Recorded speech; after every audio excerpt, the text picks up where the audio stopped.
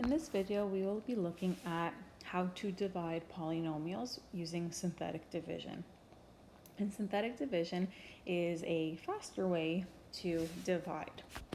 So first thing we're going to do is create our little setup. On the top line of this box, we're going to write all of the coefficients of our dividend. So that's the quartic function we're given. So the coefficient of x4 is 1. The coefficient of x cubed is -4.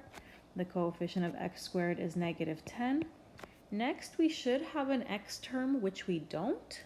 So the coefficient of x is 0, and then the constant is 12. So if there's any terms that are missing, you need to add that in with a coefficient of 0. Next, we're dividing by x plus 3. So the factor of this would be -3. So I'm going to put -3 out front. And now that we've set everything up, we begin. Your first step is to just bring down the first term, which is 1. Now, whatever is in this bottom row is going to get multiplied by the factor, so by -3.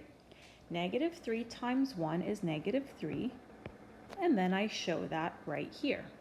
And now we add the column. -4 plus -3 is -7. And now we repeat. -3 times -7 is 21. Add the columns. -10 plus 21 is 11. And now -3 times 11 is -33. Plus 0 is -33.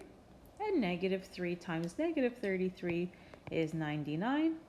Add those up, and we have 111. Now, what does that bottom row represent? Well, the first few numbers, everything but the last one, represents the quotient, the coefficients of the quotient. If I divided a quartic function, so something to the power 4, by something linear, so x to the power of 1, I will be left with a cubic function. So the 1 represents the coefficient of x cubed, x squared, x constant. And that leaves us with our last term, which is the remainder. So let's write our division statement. X to the 4 minus 4x cubed minus 10x squared plus 12 equals the x plus 3 times x cubed minus 7x squared plus 11x minus 33, and then plus our remainder. And there we are. A lot faster. Let's try the next one. -2x cubed plus 11x squared minus 3x minus 5 divided by 2x minus 1. So I'll start off with the coefficients, and nothing is missing this time.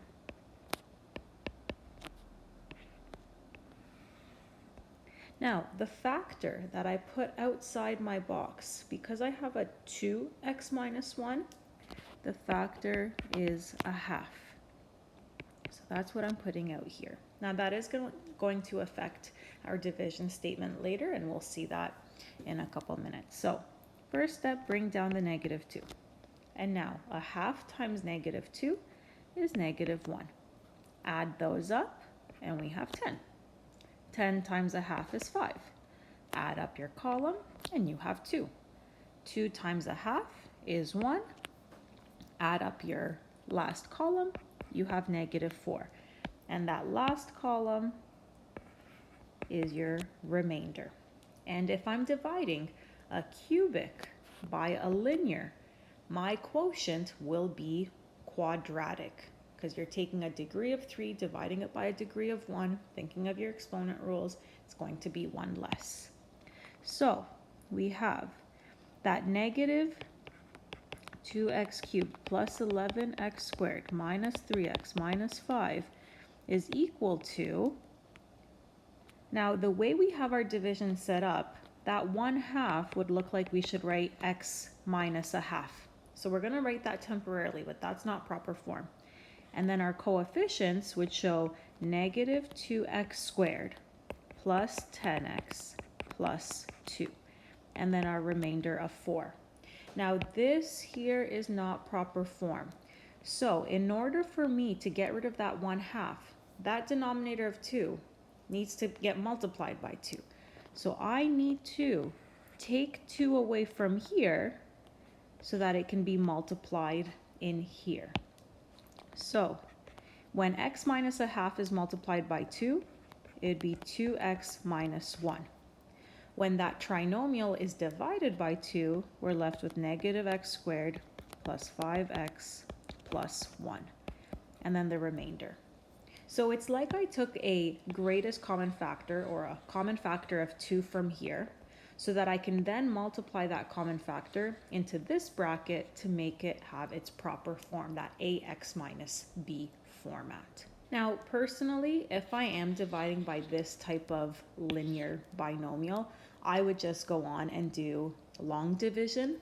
But when it's a nice format like this, x plus or minus a number, I think synthetic division is great and super quick.